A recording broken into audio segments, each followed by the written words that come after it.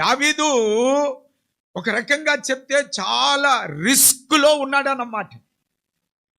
ఏమండి, చెయ్యి విడిచిపెట్టబట్టం మాత్రమే కాదు, అది తన యొక్క ప్రాణానికి కూడా ప్రమాదం అన్నమాట అండి. తన ప్రాణానికి కూడా ప్రమాదం.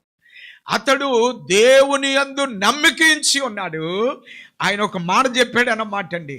దావీదు దేవుని మీద నమ్మకి ఉంచి అతడు సమూయేలు మొదటి గ్రంథము 17వ అధ్యాయములో 26వ వచనములో అతడు ఒక మాటను ఉచ్చరించాడు. ఏమని ఉచ్చరించాడు అంటే, జీవము కలిగిన దేవుడు. ఏమని చెప్పాడు తన దేవుడు?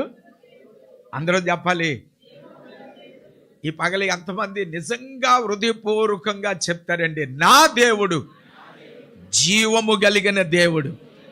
The lord whom I am worshipping is a god of life అన్నమాట. అతనిలో జీవమున్నది, జీవమున్నది. He's a living god. దేవునికి స్తోత్రము చెప్పండి. ఆయనలో జీవమున్నది అన్నమాట. ఆయన మృతమైనను తిరిగి ఆయన లేచాడు. ఆయన మన కొరకు చనిపోయాడు, మన కొరకు చనిపోయాడు. చాలా మంది ఏమంటా ఉంటారంటే, ఏమండి యేసు ప్రభువారు చనిపోయాడండి, ఆయన తను తాను రక్షించుకోలేకపోయాడు, ఇక మనల్నేమి రక్షిస్తాడు, ఆయన చనిపోయాడండి అని చెప్పేవాళ్ళు ఈ దినాల్లో చాలామంది ఉన్నారు. ఆయన ఎందుకు చనిపోయాడు అంటే చేతగాక కాదు. ఆయన ఎందుకు చనిపోయాడు అంటే, మనము చనిపోవలసిన స్థానములో నా నిమిత్తము ఆయన సిలువ మీద చనిపోయాడు అన్నమాట.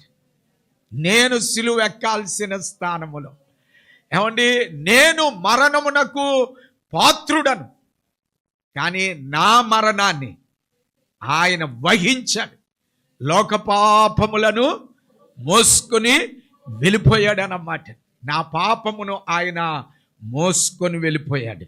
దేవునికి మహిమ కలిగిన యేసు ప్రభువారు ఎవరో అర్థం చేసుకోవాలన్నమాట.